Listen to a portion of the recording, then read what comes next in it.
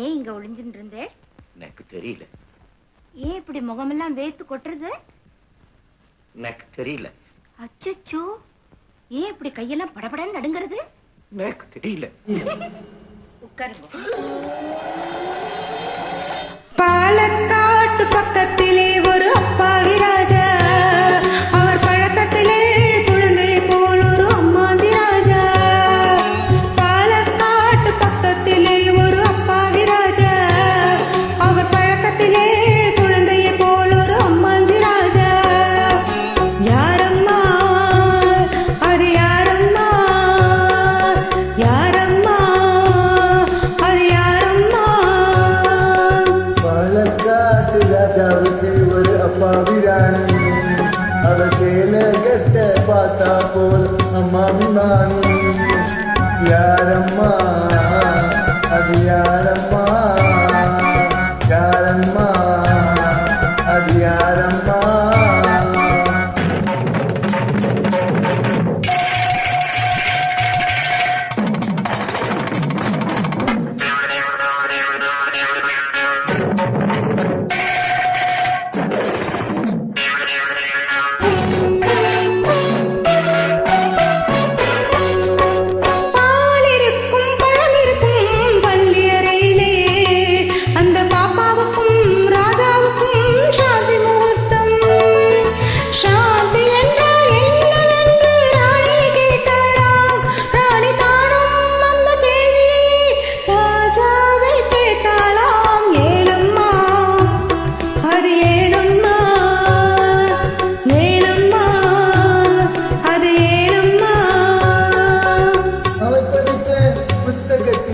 சாந்தி இல்லையே, இந்த அனுபவத்தை சொல்லித்தர பள்ளி இல்லையே.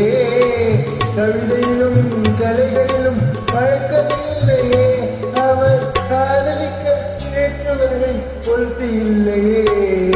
ஏனம்மா அது ஏனம்மா, ஏனம்மா அது ஏனம்மா.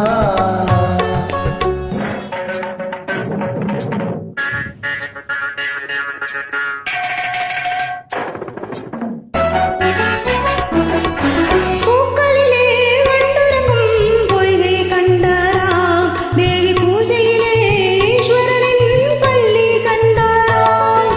மரக்கிளையில் அணிந்து ஆடிட கண்டாராம், ராஜா மனதுக்குள்ளே புதியதொரு அனுபவம் கொண்டாராம். ஏனம்மா அது ஏனம்மா, ஏனம்மா அது ஏனம்மா.